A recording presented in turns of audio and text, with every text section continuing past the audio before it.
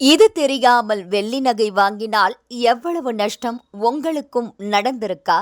தங்கத்தின் விலை தொடர்ந்து அதிகரித்து வருகிறது. அதனால் பொதுமக்களின் பார்வை மெதுவாகவே வெள்ளி நகைகளில் செல்கிறது. குறிப்பாக பெண்களுக்கு வெள்ளி கொலுசு என்றாலே ஒரு தனி ஈர்ப்புள்ளது. முதலீடு செய்ய விரும்புவோர் வெள்ளி நாணயங்களை அதிகம் தேர்வு செய்கின்றனர். பண்டிகை காலங்களில் தங்கம் வெள்ளி வாங்குவது செல்வ அடையாளமாக கருதப்படுகிறது. தீபாவளி போன்ற நெருக்கடியான நேரத்தில் வாங்க முடியாதிருந்தாலும் பிறகு வாங்குவது மகிழ்ச்சியை அளிக்கும் என்பதில் யாருக்கும் ஐயமில்லை. வெள்ளி நகைகளின் விலையை கணக்கிடும் முறை சாதாரணமாக இல்லை. வெறும் கிராம் விலை மட்டும் போதாது. அதனுடன் செய்கூலி, ஹால்மார்க் கட்டணம், ஜிஎஸ்டி வரி ஆகிய அனைத்தையும் சேர்த்துதான் கணக்கிட வேண்டும். தற்போதைய நிலவரப்படி ஒரு கிராம் வெள்ளியின் விலை ரூபாய் 130. ஆனால் கடை ஒவ்வொன்றின் செய்கூலியும் மாறுபடும். ஜிஎஸ்டி 3% சேர்க்கப்படும். ஹால்மார்க் கட்டணம் சில 100 ரூபாய் இருக்கும்.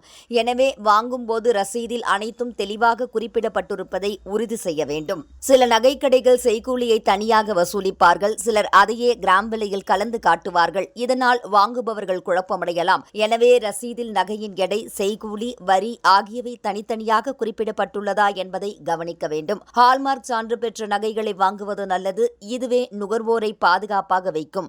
வெள்ளியின் தரத்தை அறிந்து கொள்வதும் முக்கியம். 999 என்ற அளவில் இருக்கக்கூடிய வெள்ளிதான் சுத்தமானது.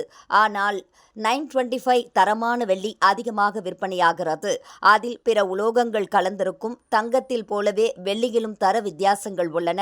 நகைகளை வாங்கும் போது இந்த தரங்களை தெரிந்து கொண்டால் தவறுகள் தவிர்க்கப்படும். இன்றைய இளம் தலைமுறையினர் ஸ்டெட் வகை நகைகளை அதிகம் விரும்புகின்றனர். வைரம் அல்லது விலை உயர்ந்த கல் பதிக்கப்பட்ட வெள்ளி நகைகள் ஃபேஷனாக மாறிவிட்டன. ஆனால் அத்தகைய நகைகளை வாங்கும் போது அந்த கல்லின் விலை தனியாக குறிப்பிடப்பட்டுள்ளதா என்பதையும், கல்லின் எடையுடன் வெள்ளியின் விலையை சேர்த்துவிடவில்லையா என்பதையும் கவனிக்க வேண்டும். இல்லையெனில் அதிக விலையை செலுத்த நேரிடும் அபாயம் உண்டு.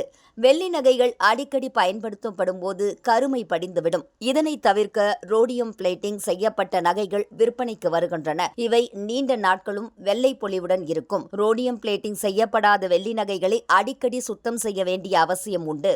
ஆகவே தேவையென்றால் பிளேட்டிங் செய்யப்பட்ட நகைகளை தேர்வு செய்யலாம். மொத்தத்தில் பார்க்கும்போது தங்கத்தின் விலை அதிகரித்தாலும் வெள்ளி நகைகள் பொதுமக்களுக்கு எளிய விலை மற்றும் அழகான தேர்வாக இருக்கின்றன. சரியான தகவலை அறிந்து தரம், செய்கூலி, வரி, சான்றிதழ் ஆகியவற்றை கவனித்து வாங்கினால் வெள்ளி நகைகள் அழகாகவும் முதலீட்டாகவும் பயனளிக்கும்.